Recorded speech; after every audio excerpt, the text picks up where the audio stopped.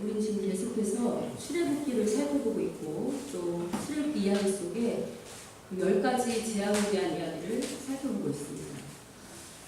여러분 혹시 예전에 이런 간증 들어보신 적 있습니까?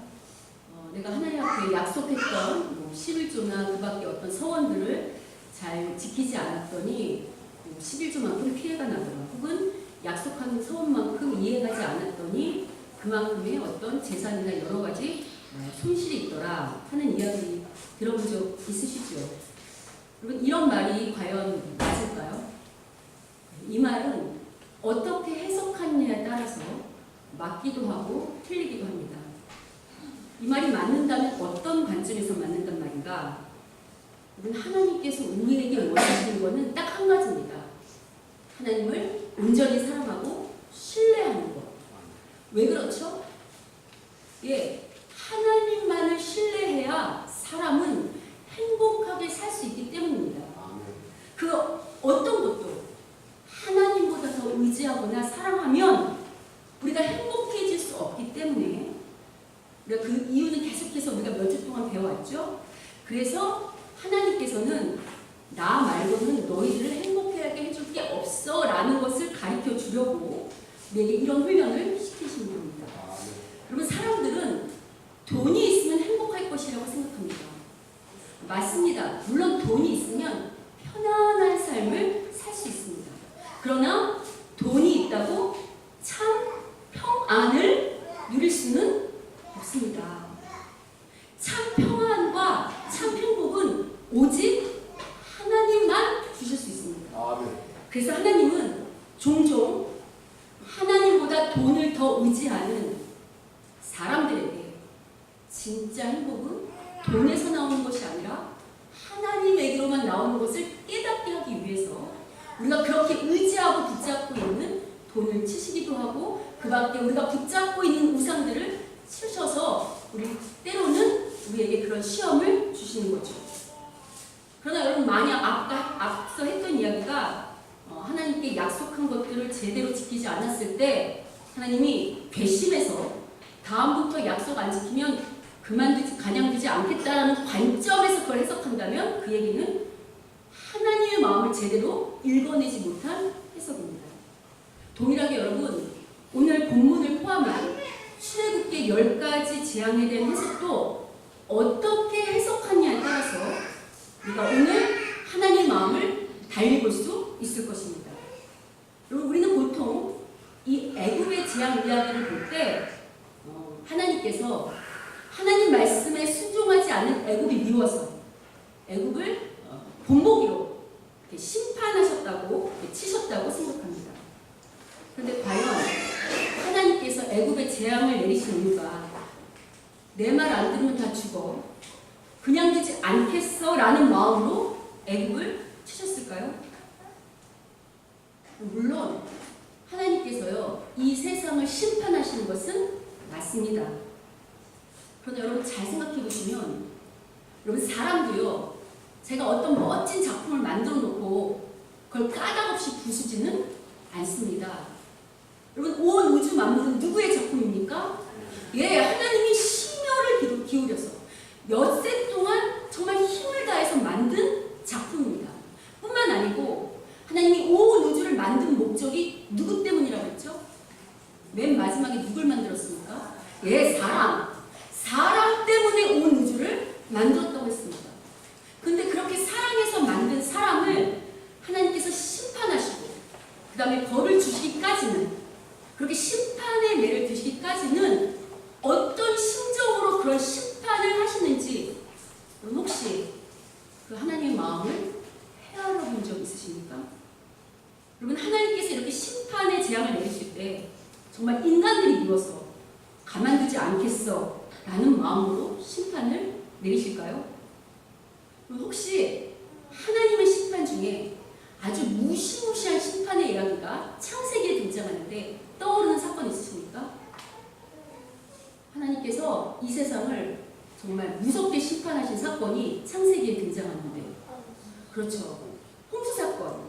여러분 창세기 6장에 보면 거기 뭐라고 나오냐면 죄가 세상에 넘쳐나서 하나님이 사람을 지은 것, 사람의 생각이 늘 악하기 때문에 하나님께서 그 사람의 생각이 늘 악한 것을 보시고 사람 창조하신 것을 한탄하시고 근심하시면서 이 모든 것을 쓸어버리시겠다고 말씀한 사건이 나오고 실제로 물로 다 쓸어버리십니다.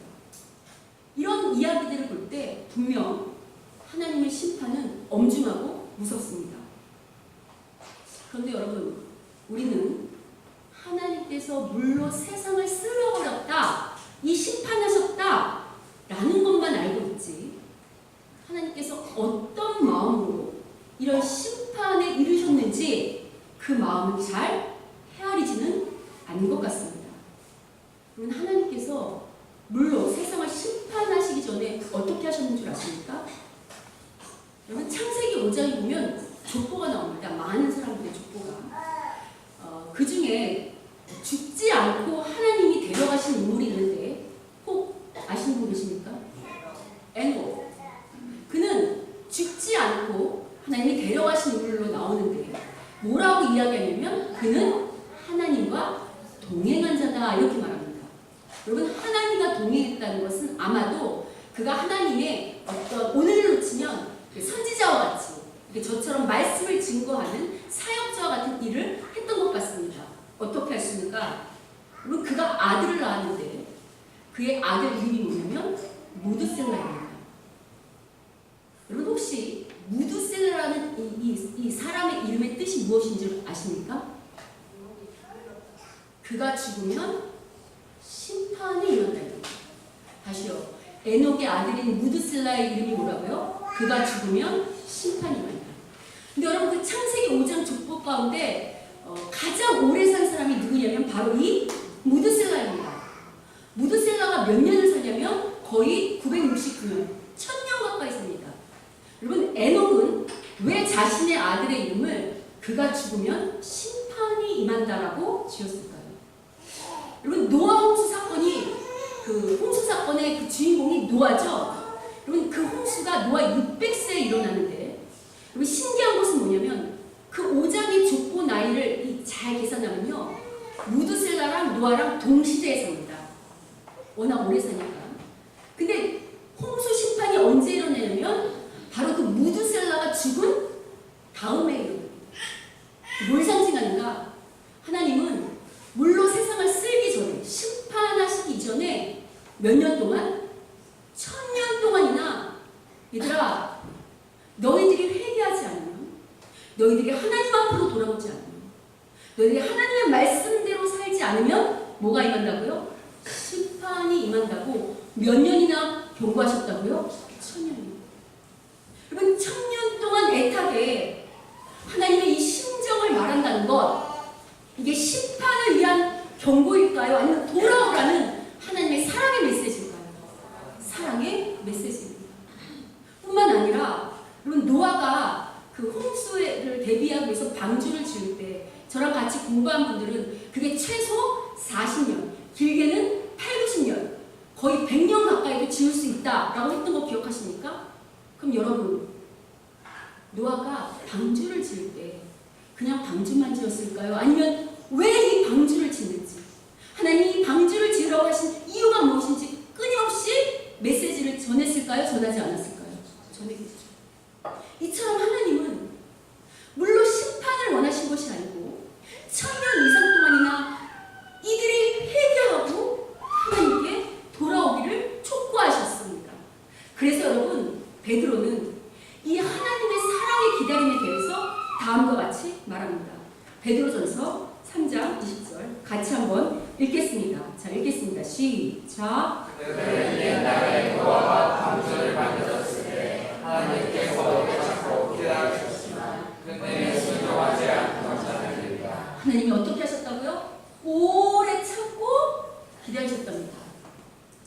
여러분, 이처럼요, 하나님의 심판은 심판을 위한 심판이 아니라 오래 참으시면서 다시 돌아오라는 하나님의 사랑이 담긴 심판입니다. 여러분, 오늘 본문에도 애국을 향한 하나님의 그 심판 속에 담긴 그 하나님의 마음을 헤아릴 수 있는데, 그럼 18절을 보십시오. 18절을 보시면, 오늘 본문 9장 18절을 보시면 하나님이 우박재앙을 내릴 때 미리 내리지 않고 어떻게 하시죠? 그 전날에 미리 경고하십니다.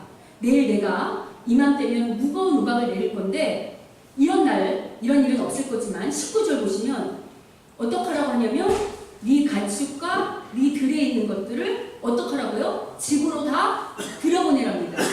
그러니까 집에 있는 것은 심판하지 않고 들에 있는 것, 그러니까 집 안으로 들이지 않은 것은 어떻게 한답니까? 심판하신다고 미리 말씀하시는 거 보이십니까?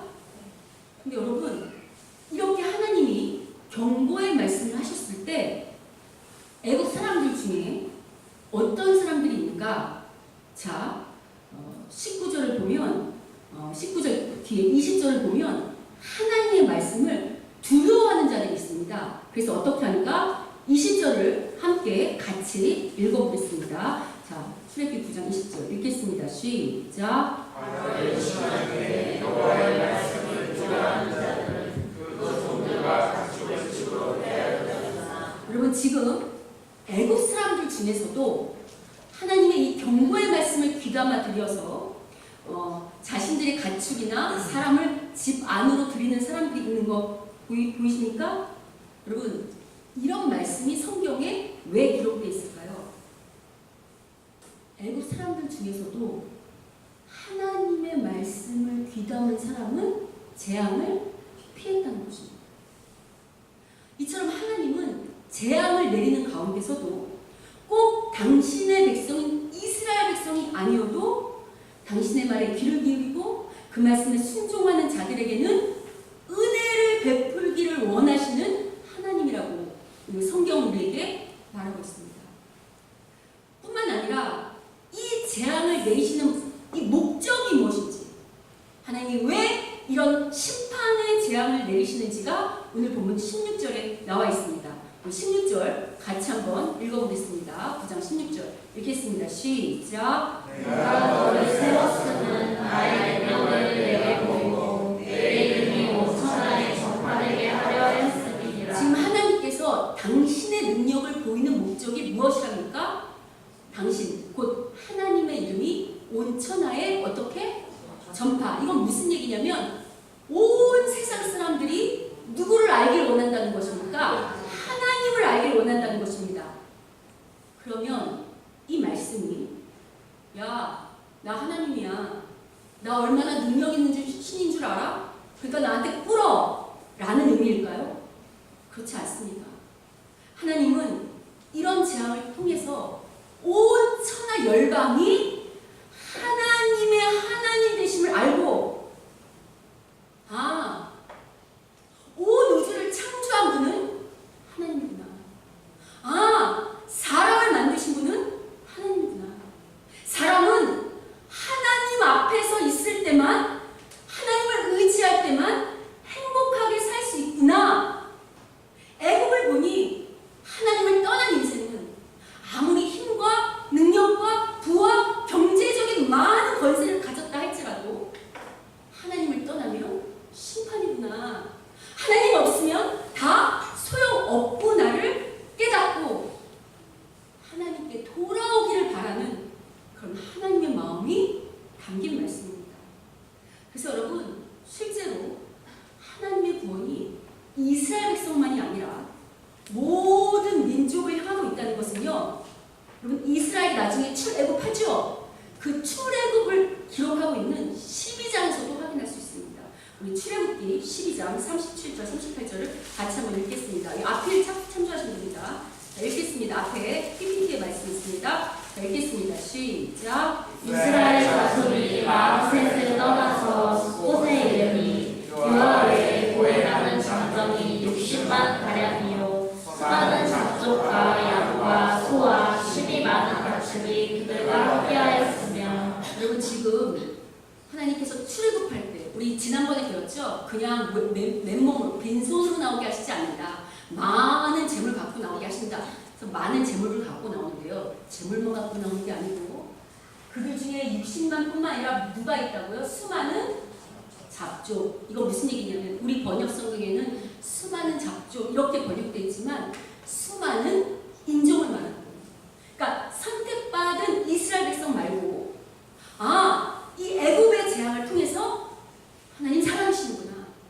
오직 하나님만이 참 하나님이구나를 깨달아 내가 저 하나님을 믿겠다고 하고 그 이스라엘과 함께 한 모든 이방 민족도 하나님이 구원해 내시는 것 보이십니까? 이처럼요. 하나님의 재앙은요.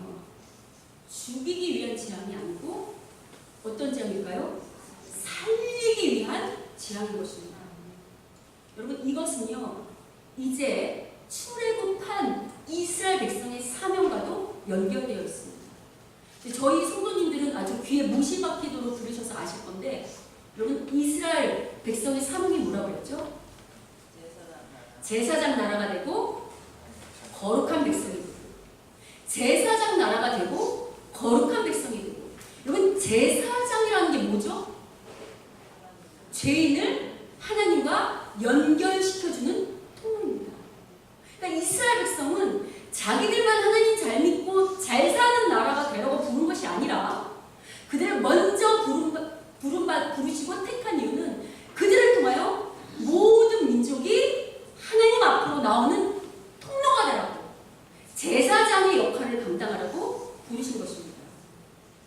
여러분 하나님의 이런 마음이 모든 민족을 향해 있다는 것은 어디도 잘 나타나 있냐면 선지서 중에 요나서 아시죠? 요나서에도 잘 나타나 있습니다.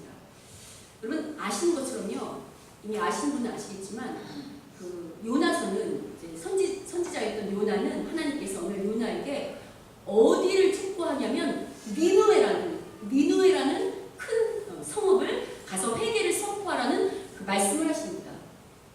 근데 여러분 니누에는 당시 어떤 도시였냐면 아수르 아십니까? 네.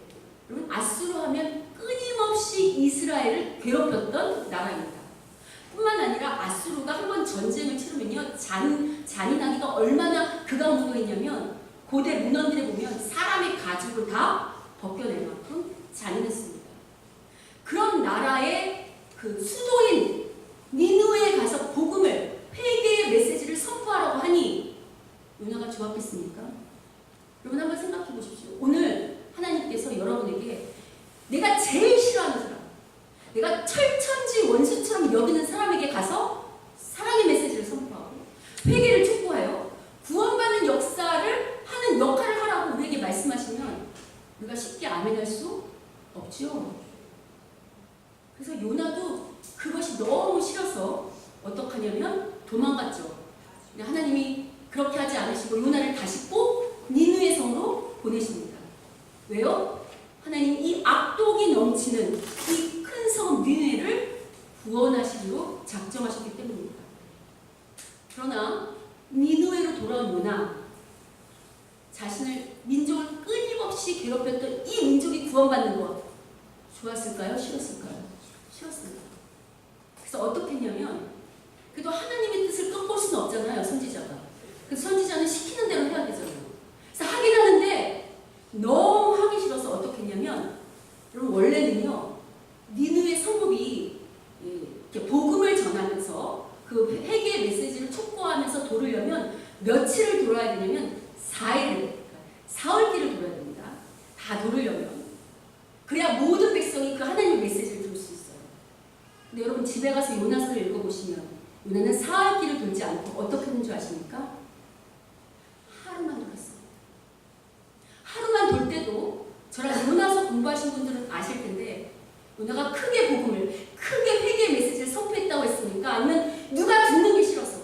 그들이 회개하는 게 싫어서 회개요 했다고 했습니까?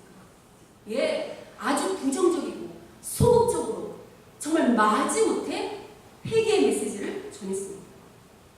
그런데 이렇게 요나의 부정적이고도 소극적인 태도에도 불구하고 그 니느웨에 어떤 역사가 일어나는 줄 아십니까? 이런 역사가 일어납니다. 요나서 3장 5절에서 8절 같이 한번 읽겠습니다. 읽겠습니다. 시작. 니느웨 사람들이 하나님을 믿고 금식을 선포하고 높고 낮은 자를 막론하고 굵은 베옷을 입은지라 그 일이 니느웨 왕에게 들리매 왕이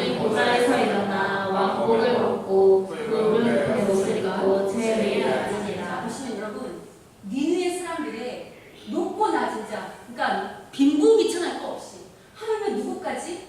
왕까지 일어나서 뭐를 입고요? 베옷을 입고 어디 위에? 여러분 이거 머리 풀고 우리도 사극에서 많이 보셨죠? 회개할 때, 통회 작업할 때 하는 일들이죠.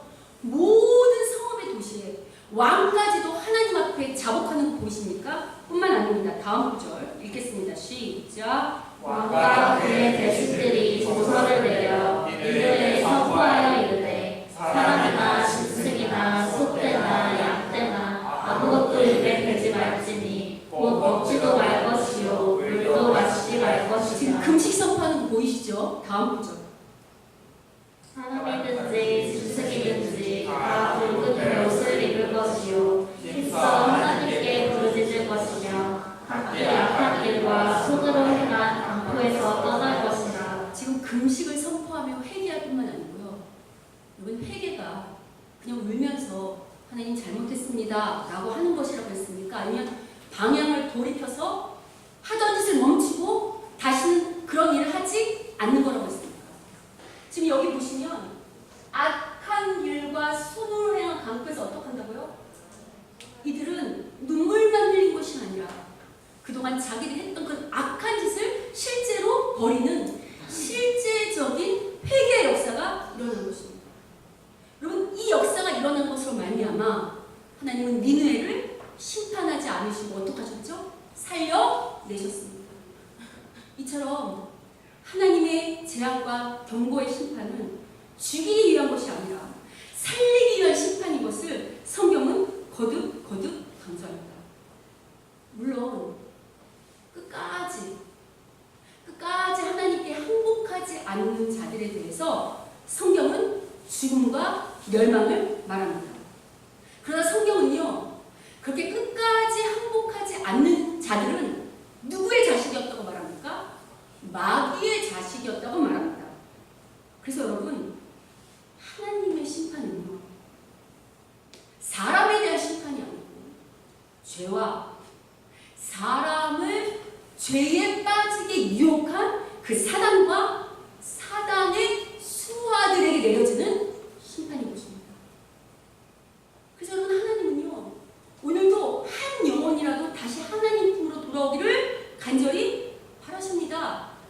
그걸 가장 단적으로 잘 보여주는 사건이 여러분 예수님께서 십자가에 돌아가실 때 좌우편에 누가 있었죠? 강도가 있었습니다. 그때 한 강도가 예수님으로 말미암아 내가 진실로 네가 오늘 낙원에 있으리라는 이 말씀을 통해 구원받았던 거 기억하십니까? 우리는 이 사건만 기억하는데요, 여러분. 실은 여러분 이 강도가 십자가에 처음 달렸을 때 어떻게 했는 줄 아십니까? 이렇게 했습니다. 여러분 그 당시에 대제사장들이 다 유대인들이 조롱하고 예수님을 조롱하고 내려오라고 네가 진짜 이스라엘 왕이면 내려오라고 네가 너를 구원해라고 조롱하라고 할 때 이 강도도 어떻게 했는 줄 아십니까? 이렇게 했습니다. 마태복음 27장 44절을 같이 한번 보겠습니다. 마태복음 27장 44절 읽겠습니다. 시작. 함께 십자가에 못 박힌 강도들도 이와 같이 욕하더라. 여러분 지금 보시면 한 강도만이 아니고 누가요? 강도들. 그러면 양쪽에 있던 강도 모두가 어떻게 했다는 겁니까? 십자가에 못 박혔을 때 예수님을 욕하고 조롱했다는 것입니다. 이것을 마태만 이렇게 기록하는 것이 아니고요. 마가도 기록합니다. 우리 마가의 부분을 통해서도 한번 확인해 보겠습니다. 마가 15장 32절. 자, 읽어보겠습니다. 읽겠습니다. 시작. 이스라엘의 왕 그리스도가 지금 십자가에서 내려와 우리가 보고 믿게 할지어다 하며 함께 십자가에 못 박힌 자들도 예수를 욕하더라. 여기 보시면 사람들이 욕할 때 십자가에 못 박힌 자들도 강도 둘 다 예수님을 조롱하고 욕했던 거 보이십니까? 자, 그러면 이 강도는 어떻게 회심할 수 있었는가? 여러분, 예수님이 십자가에 몇 시간 동안 달려있었는 줄 아십니까? 6시간 달려있었습니다.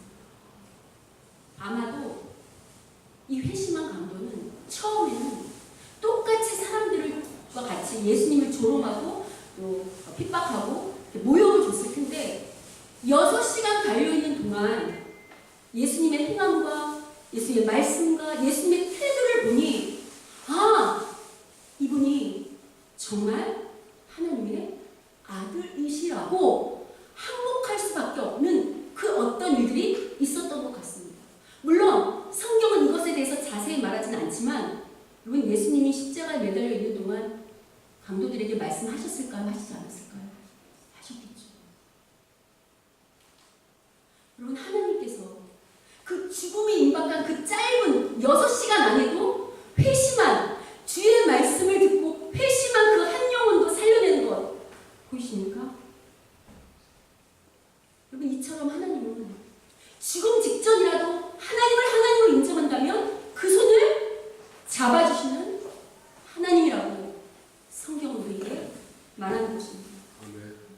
그렇다고 혹시 우리 중에 이런 본문을, 이런 말씀을 듣고 나서 그럼 나도 실컷 죄짓고 나서 죽음 직전에 만나면 되겠네 라고 생각하는 어리석은 분은 안 계시겠죠? 자, 여러분, 이런 본문은 정말 하나님이 정말 얼마나 우리를 사랑하시는지 이렇게 우리에게 말하는 본문이고요. 무엇보다 이 말씀에 이런 본문들을 기록하고 있는 것은 이 말씀을 읽고 이 하나님의 심정을 누가, 이 말씀을 읽는 당신의 백성들이 헤아려 주기를 바라서 이런 말씀들을 이곳에 기록하시지 않았겠습니까?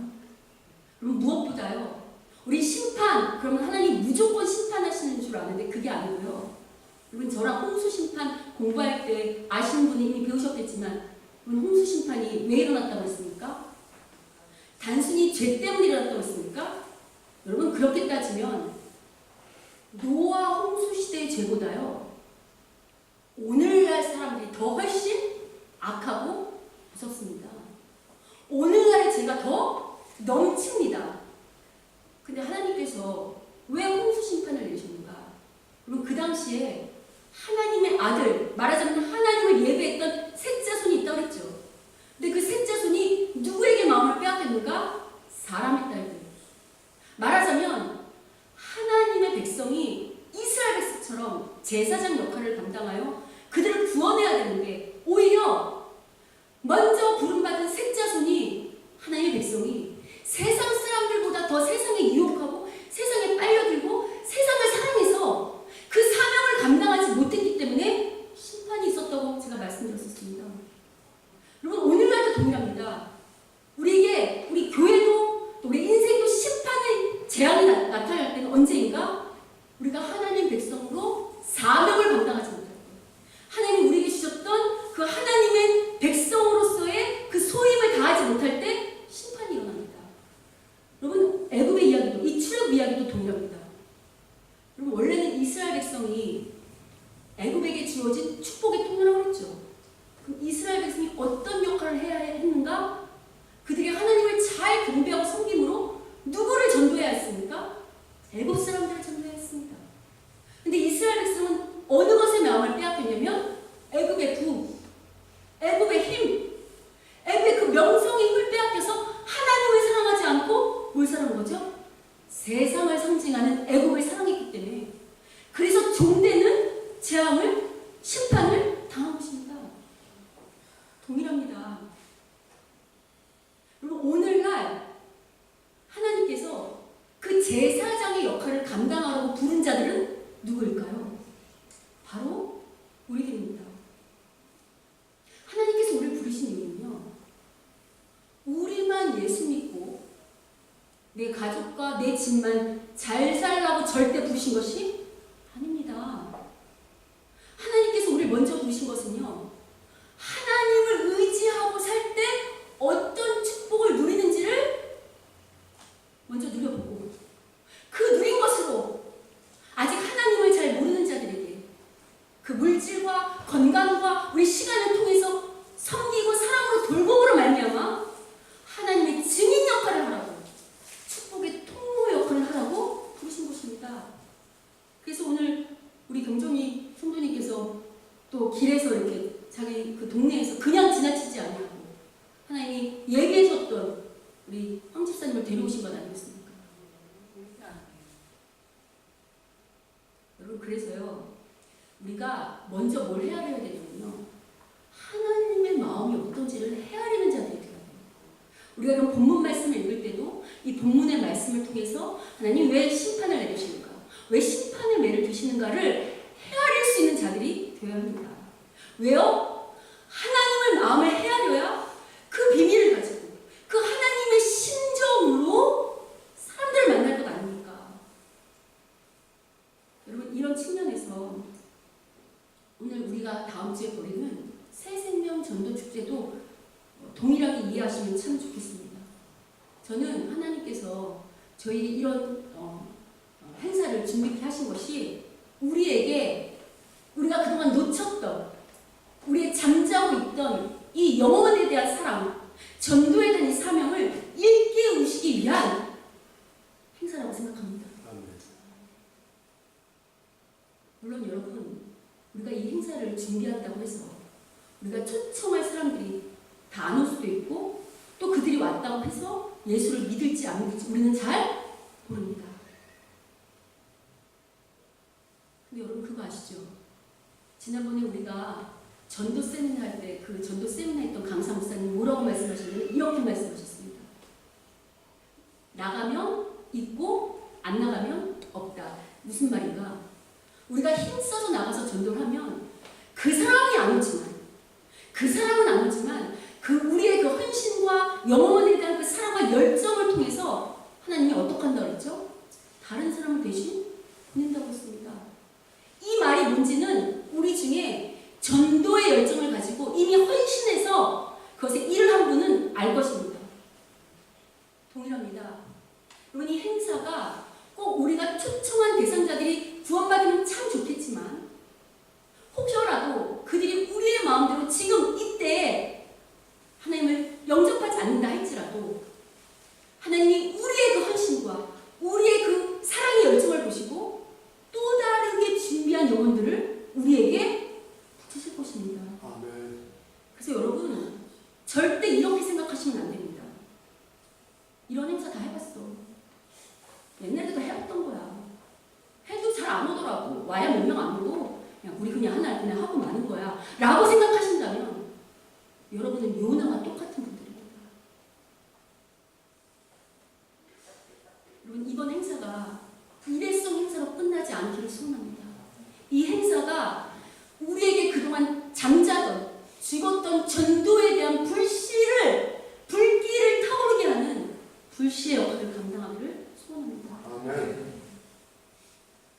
설사 이번에 초청한 사람들이 안 왔다 할지라도 우리의 사랑과 관심의 끈을 놓지 아니하고 끊임없이 그들과 기도하고 그들에게 손을 내밀고 그들에게 지속적인 관심을 보여주는 것이 마땅한 우리들의 태도입니다. 여러분, 개그맨 조혜련 씨 아시죠? 여러분, 원래 개그맨 조혜련 씨가 남녀호랑개그를 믿던 사람입니다. 근데 그분이 몇 년 전에 회심해서 지금 기독교인이 되었고 간증도 많이 하러 다닙니다. 근데 그분의 간증을 들어보면 그분이 교회 나올 때까지 배우에서 누가 기도했는 줄 아십니까? 개그맨 이상훈 씨가 기도했습니다. 몇 년 동안 기도했는 줄 아십니까? 7년을 기도했습니다. 7년 동안 전도했고 7년 동안 기도했습니다.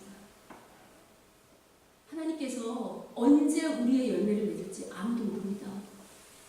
그렇다고 우리가 그 사랑에 대한 열정을, 불씨를 끄면 안 되겠죠. 여러분, 만약에 여러분이 사랑하는 남편이나 아내 혹은 자녀가 암이나 그 밖에 죽을 병이 걸렸다고 한번 해봅시다.